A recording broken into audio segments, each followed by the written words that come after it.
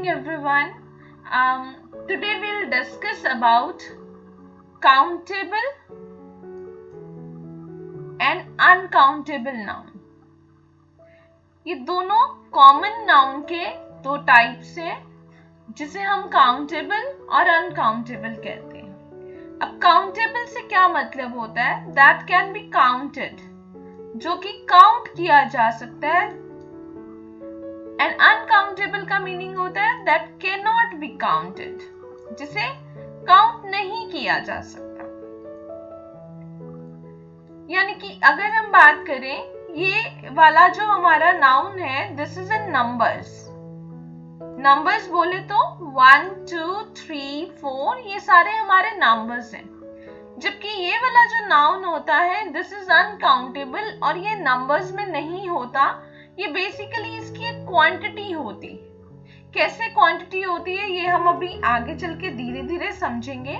But आपको ये ध्यान में रखना है कि ये वाला जो नाउन है that is in numbers.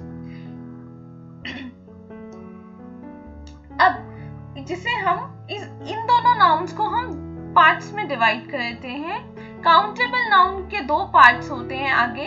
One is singular, other one is plural. लेकिन अनकाउंटेबल नाउन का सिर्फ सिंगल पार्ट ही होता है, दैट इज सिंगुलर. इसमें प्लूरल फॉर्म नहीं होती. ये हमें ध्यान में रखना है कि there is no plural form of uncountable noun. While countable noun की दोनों फॉर्म्स होती हैं, सिंगुलर एंड प्लूरल. अब इसको थोड़ा हम डिटेल में समझेंगे आगे चल के कि कैसे होते हैं सिंगुलर एंड प्लूरेबल. अगर मैं इन काउंटेबल नाउन को इस तरह से लिखूं और अनकाउंटेबल नाउन को इस तरह से लिखूं, तो इसके टू पार्ट्स हमने कर दिए. One is singular and other one is plural. इसका सिंगल पार्ट है दैट इज सिंगुलर. अब जैसे मान लीजिए एग्जांपल लेते हैं हम, table. Table is a singular, countable है, बिल्कुल है. एक टेबल, दो टेबल, तीन टेबल, कुछ भी हो सकता है. तो इसकी जो प्लूरल फॉर्म होगी वो होगी टेबल्स. देखिए बहुत सिंपल है. टेबल का हमने बना दिया टेबल्स. इसी तरह से मंथ, दिस इज सिंगुलर, इसका प्लूरल फॉर्म बन गया मंथ्स. डे का डेज. बहुत सिंपल है. इसका मतलब क्या हुआ कि हम कोई भी सिंगुलर काउंटेबल नाउन के साथ अगर मैं एस लगा देती हूं तो वो मेरा प्लूरल काउंटेबल नाउन बन जाता है. I repeat it.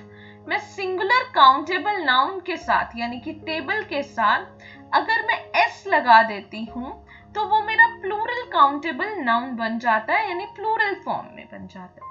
अगर हम अनकाउंटेबल नाउन के एग्जांपल्स लें, अनकाउंटेबल में आ गया नॉलेज. अब नॉलेज ही रहती है, वो सिंगुलर प्लूरल नहीं होती. इसी तरह से डर्ट, गंदगी. डर्ट अनकाउंटेबल है. डर्ट जो है डर्ट ही रहती है. कम डर्ट भी डर्ट होती है, ज्यादा डर्ट भी डर्ट होती है. उसको काउंट नहीं किया जा सकता. इसलिए हम कभी भी एस के, अगर इसकी सिंगुलर फॉर्म के साथ, सिंगुलर अनकाउंटेबल नाउन के साथ हम एस को जोड़कर कभी भी प्लूरल फॉर्म नहीं बना सकते. ये हमें ध्यान में रखना है. So this rule does not apply over here, right. तो ये रूल यहाँ पे अप्लाई होता है कि काउंटेबल नाउन के साथ एस लगाकर हम उसे प्लूरल काउंटेबल नाउन बना देते हैं. अब लेकिन इसकी कुछ एक्सेप्शंस हैं. अगर हम बात करें एक्सेप्शंस की, तो कुछ एक्सेप्शंस हैं. कुछ एक्सेप्शंस क्या हैं? जैसे मैन है. मैन का जो प्लूरल फॉर्म है वो मेन बन जाता है, मैन्स नहीं बनता. तो ऐसे कुछ सिंगुलर काउंटेबल नाउन है जिनके साथ एस जोड़ने से प्लूरल काउंटेबल नाउन नहीं बनते. हम वहां एस नहीं जोड़ सकते. जैसे कि आप देखिए, मैन के साथ मेन नहीं बनता. ऐसे ही चाइल्ड के, अगर हम चाइल्ड की बात करें, चाइल्ड का चिल्ड्रन बनता है, चाइल्ड्स नहीं बनता, राइट. तो ये सारी क्या हो गई, हमारी एक्सेप्शन हो गई. ये वाला चीज में हमारा ये वाला रूल, जो रूल नंबर 1 है, ये अप्लाई नहीं होता है. तो इस तरह से कुछ एक्सेप्शंस हैं. ऐसे ही कुछ ऐसी भी एक्सेप्शंस हैं जिसमें कुछ ऐसे भी वर्ड्स हैं जो सिंगुलर काउंटेबल नाउन होते हुए भी अनकाउंटेबल नाउन भी हैं. यानी कि आप उन्हें किसी भी तरह से ले सकते हो, जिसका एक बहुत सिंपल एग्जाम्पल है हेयर. हेयर जो है वो सिंगुलर काउंटेबल नाउन भी है और अनकाउंटेबल नाउन भी है। आप उसे सिंगुलर काउंटेबल बोल दो या प्लूरल काउंटेबल बोल दो, आप कुछ भी बोल सकते हो, but it is a countable and uncountable both. तो आगे चल के हम डिटेल में इसकी डिस्कशन क्लास में करेंगे। फिलहाल हमें जो समझना है वो यही है कि सिंगुलर काउंटेबल नाउन के साथ एस लगाने पे प्लूरल काउंटेबल लग जाता है और अनकाउंटेबल के साथ एस लगाने से वो प्लूरल में नहीं कन्वर्ट होता, वो सिर्फ सिंगुलर फॉर्म में ही लिखा जाता है। This was rule number 1। Further चलते हैं रूल नंबर 2 पे। इसके साथ और क्या होता है, हम थोड़ा सा पहले उससे पहले एग्जाम्पल्स कर लेते हैं कि एग्जाम्पल्स क्या हो सकते हैं हमारे काउंटेबल नाउन के। काउंटेबल नाउन के एग्जाम्पल्स हैं पेन हो गया, पेंसिल्स हो गई, राइट। इसके अलावा और क्या हो सकता है, कार हो गई, स्कूटर हो गया, ऐसी बहुत सारी चीजें हो गई, टेबल चेयर हो गया, कुछ भी, ये सारे जो है हमारे काउंटेबल हैं। लेकिन अनकाउंटेबल के एग्जाम्पल्स अगर हम डिस्कस करें तो वो आता है, हम नॉलेज कर चुके हैं, information. Information is one of the example of uncountable noun. इसके अलावा अगर हम बात करें एडवाइस की, तो एडवाइस भी अनकाउंटेबल है। कितनी एडवाइस देनी है मालूम नहीं। राइस, वाटर, ये सारी जो चीजें हैं ये हमारी अनकाउंटेबल नाउन का हिस्सा है। एक सेंटेंस से समझते हैं, देखिए, हर ज्वेलरी मींस उसकी जो ज्वेलरी है वो it is designed by her jewelry is designed by a well-known designer.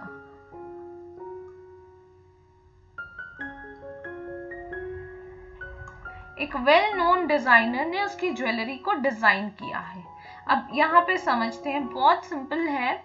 यहाँ देखिए, हर ज्वेलरी, ये जो ज्वेलरी वर्ड है ये हमारा अनकाउंटेबल नाउन है, क्योंकि अनकाउंटेबल नाउन हमेशा सिंगुलर फॉर्म में होता है, तो इसीलिए इसके साथ हमने इस वर्ड को यूज किया है।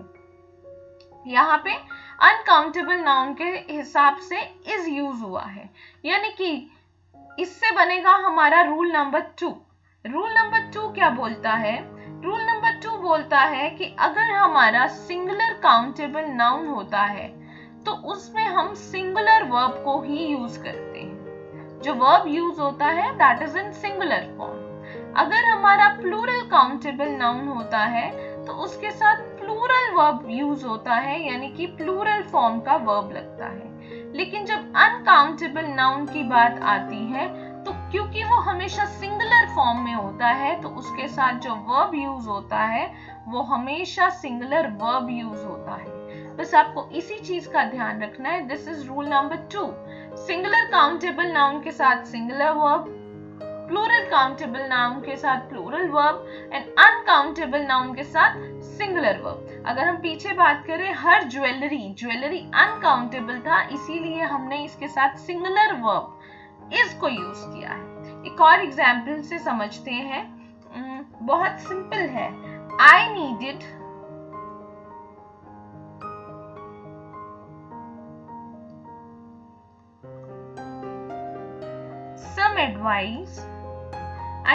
some advice, so I called lawyer.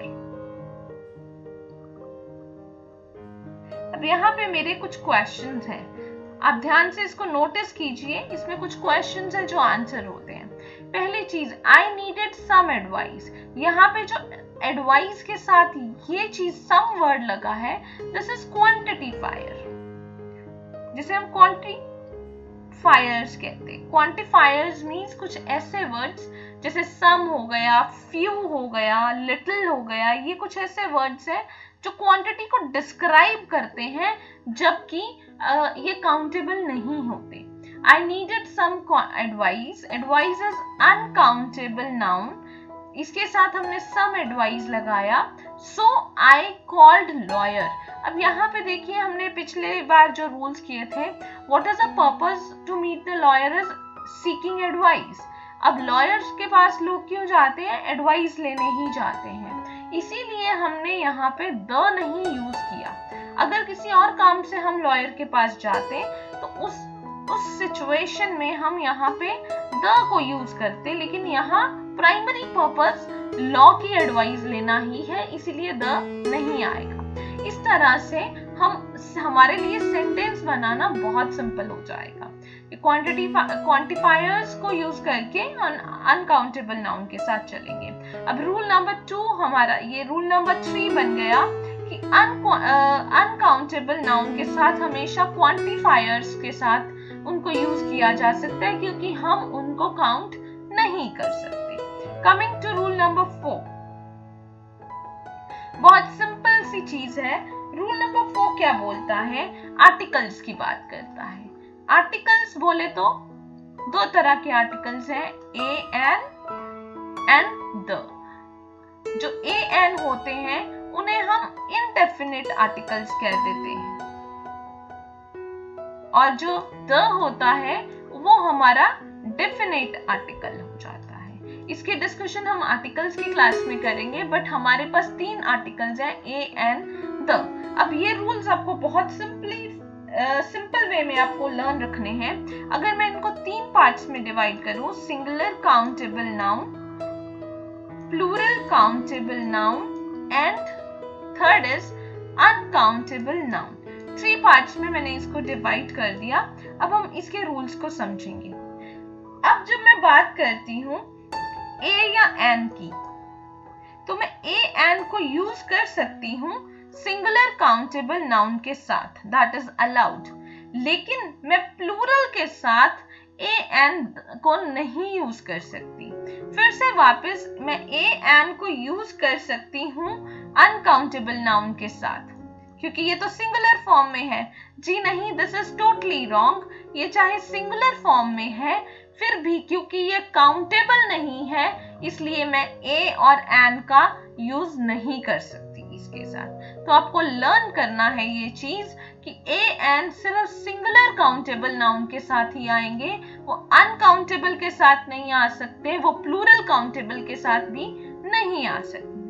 Second part में जब द की बात होती है, तो द जो होता है वो हमारा सिंगुलर काउंटेबल नाउन के साथ आ जाता है, वो हमारा प्लूरल काउंटेबल नाउन के साथ आ जाता है, और वो भी हमारा अनकाउंटेबल नाउन के साथ आ जाता है। So this rule applies everywhere कि द को हम तीनों में से किसी में भी यूज कर सकते हैं, लेकिन ए एन सिर्फ सिंगुलर में यूज करते हैं।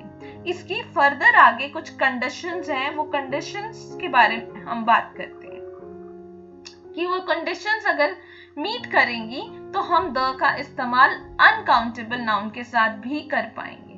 तो वो कंडीशंस क्या हैं? अनकाउंटेबल नाउन के साथ हमने आर्टिकल द को यूज करना है, तो वो कैसे यूज होगा वो समझना है। सो कंडीशंस क्या है? So conditions here is condition number 1।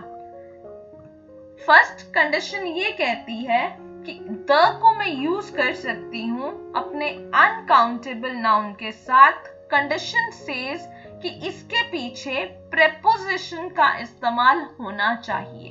This is mandatory कि अनकाउंटेबल नाउन के बाद इमीडिएटली बाद प्रेपोजिशन अगर आता है तो मैं द आगे लगा सकती हूँ।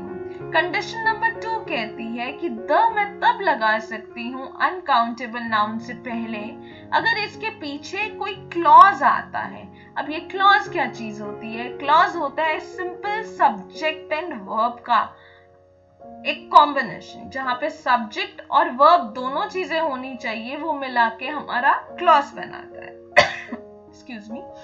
तो द तभी अनकाउंटेबल नाउन के आगे लगेगा अगर पीछे प्रेपोजिशन है या पीछे क्लॉज है। हम इसको थोड़ा डिटेल में समझते हैं। आपको बस ये याद रखना है कि ये दोनों चीजों में से कोई एक भी चीज अगर अप्लाई हो जाती है तो हम द को यूज कर सकते हैं, यानी कि यहाँ पे और है दिस और दिस, इन दोनों कंडीशन में अगर कोई एक कंडीशन भी अप्लाई हो जाती है तो वहां द को अप्लाई किया जा सकता है। अब इसको थोड़ा सा ध्यान से समझते हैं किस तरह से हम इसको अप्लाई करेंगे।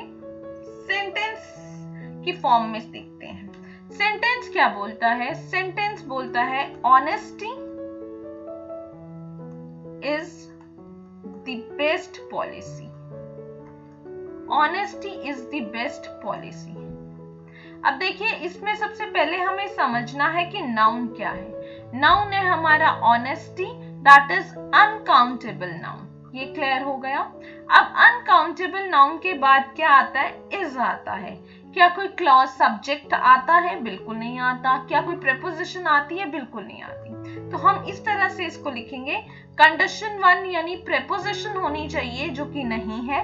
कंडीशन नंबर 2 जो कि एक क्लॉज होना चाहिए, क्लॉज बोले तो सब्जेक्ट प्लस वर्ब होना चाहिए पीछे, जो कि नहीं है, which is again not possible. So इसलिए यहाँ पे द नहीं आ सकता, यहाँ पे honesty is the best policy ही करेक्ट है। अब हम एक और एग्जाम्पल लेके चलते हैं, that is also going to be a very simple one. Example number 2 अगर मैं इस तरह से लिखूं, you should not doubt honesty of this boy. You should not doubt the honesty of this boy. अब इसको समझते हैं। इसके अंदर uncountable noun is again honesty, लेकिन अनकाउंटेबल नाउन के बाद प्रीपोजिशन ऑफ का यूज हुआ है। क्योंकि ऑफ का यूज हुआ है तो यहाँ पे क्या है, कंडीशन नंबर 1 जो है हमारी मीट कर रही है, जबकि कंडीशन नंबर 2 अभी भी मीट नहीं कर रही है। तो हम यहाँ पे ऑनेस्टी के पहले, क्योंकि यहाँ पे यूज हो रहा है, तो हम ऑनेस्टी के पहले द को यूज करेंगे, बिकॉज कंडीशन 1 फुलफिल हो रही है। आई होप आपको ये वाला पार्ट द का क्लियर हो चुका होगा।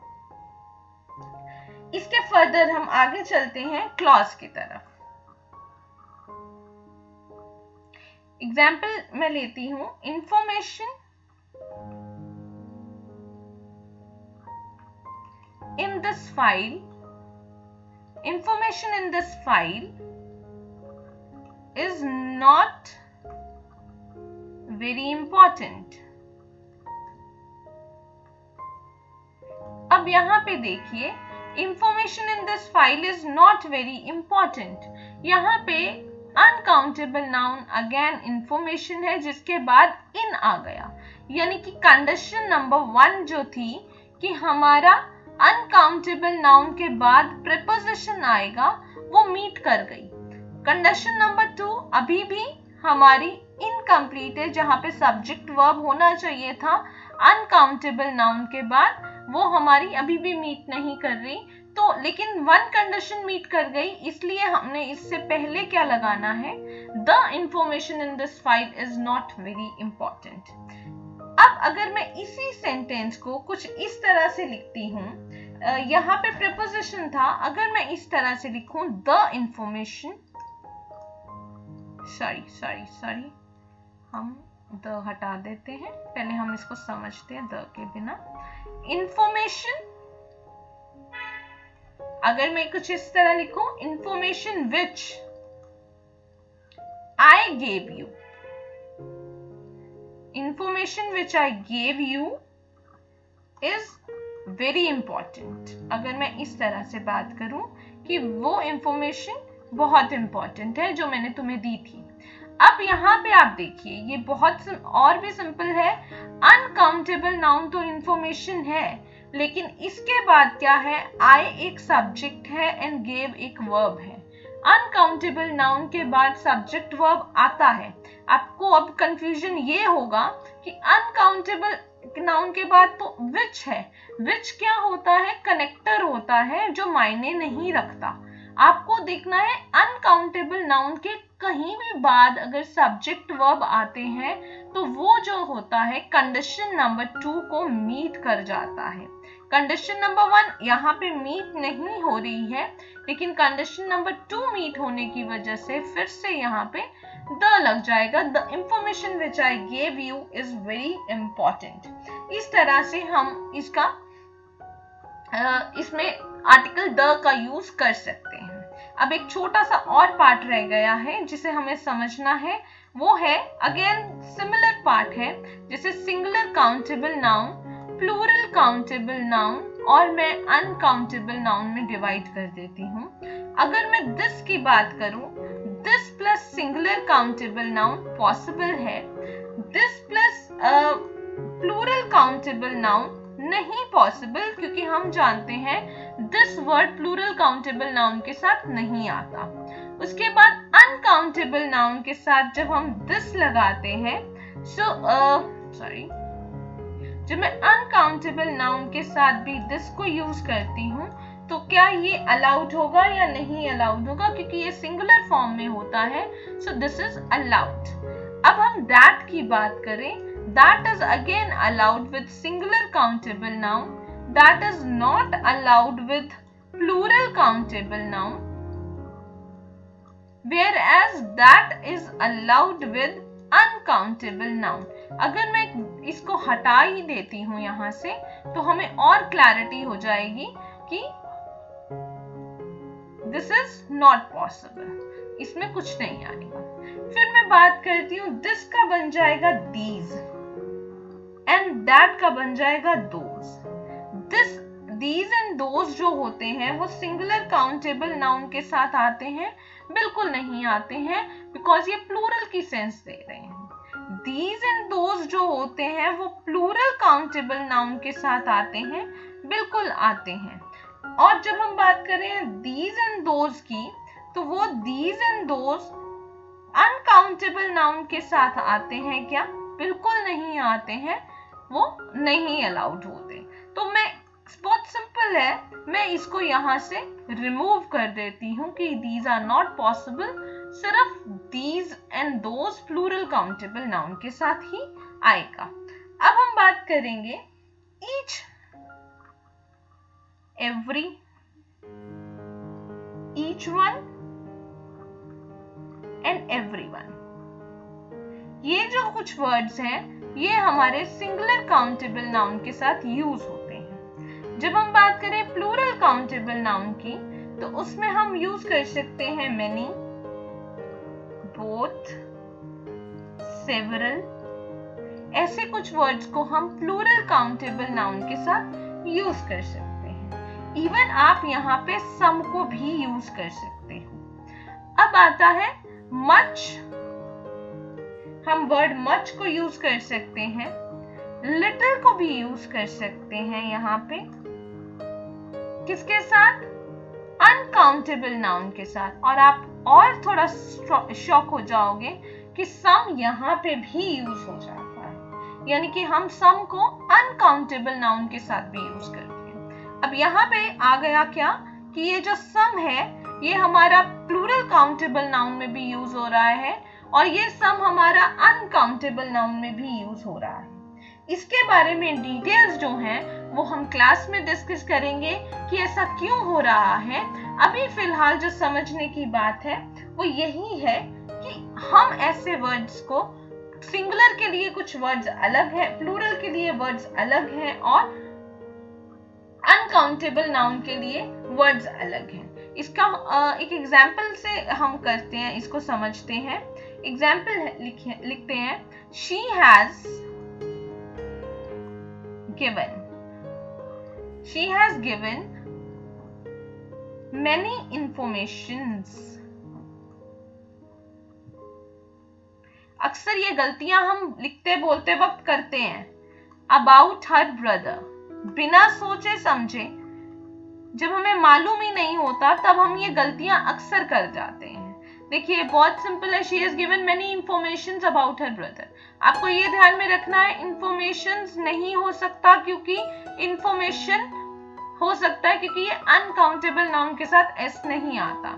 दूसरा, अनकाउंटेबल नाउन के साथ many नहीं आता, तो ये क्या many की जगह much हो जाएगा। she has given much information about her brother। अब ये सेंटेंस करेक्ट हो गया क्योंकि यहाँ पे many अनकाउंटेबल नाउन के साथ नहीं आ सकता। ये तो हो गया हमारा आंसर नंबर 1, जो कि बहुत सिंपल था कि many को बना दो much और इंफॉर्मेशंस को करेक्ट कर दो, इंफॉर्मेशंस की जगह पे हो जाएगा ये singular form which is information. ये बहुत सिंपल था, लेकिन इसका दूसरा तरीका भी है। अब ये तरीका नंबर 2 क्या है? तरीका नंबर ये 2 है कि आप अनकाउंटेबल नाउन को कन्वर्ट कर दो। कन्वर्ट किस में करना है आपको? काउंटेबल नाउन के अंदर कन्वर्ट कर सकते हैं। अब ये नेक्स्ट वीडियो में मैं आपको समझाऊंगी कि अनकाउंटेबल नाउन को काउंटेबल नाउन में कैसे कन्वर्ट करते हैं। Till then stay tuned and keep practising. इन सारी चीजों की प्रैक्टिस हम अपनी फ्री प्रैक्टिस सेशन में करते हैं that takes place every Friday at 5:45। जिन लोगों ने ज्वाइन करना है गिवन नंबर पे कॉल करके आप अपने आप को रजिस्टर करवा के ज्वाइन कर सकते हैं। That is totally free of cost and it is free for everybody, छोटे से बड़े तक। Thank you so much. Stay tuned with English. Thank you.